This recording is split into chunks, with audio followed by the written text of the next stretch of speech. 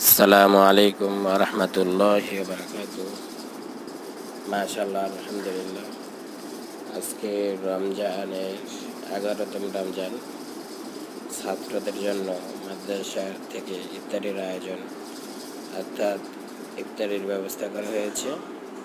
আপনারা সবাই দেখতে পাচ্ছেন, এখানে মাদ্রাসার সকল ছাত্রবৃন্দ ইফতারির সামনে নিয়ে বসে আছেন। তারা আল্লাহকে ভয় করেন, এই জন্য ইফতারির সামনে নিয়ে বসে আছেন। তারা কেউ ইফতারি হাতে নিলেও হাত দিয়ে লাড়াচাড়া করছেন, কিন্তু কেউ মুখে নিচ্ছেন না। আর আজকে আমাদের ইফতারের আয়োজন করা হয়েছে আমাদের ছাত্ররা দ্বিতীয় সাময়িক পরীক্ষায় যারা প্রথম স্থান এবং তৃতীয় স্থান অর্জন করেছেন, তাদের সেই উপলক্ষে তাদেরকে পুরস্কার বিতরণ করার জন্য তাদেরকে আজকে ইফতারির দাওয়াত দেওয়া হয়েছে।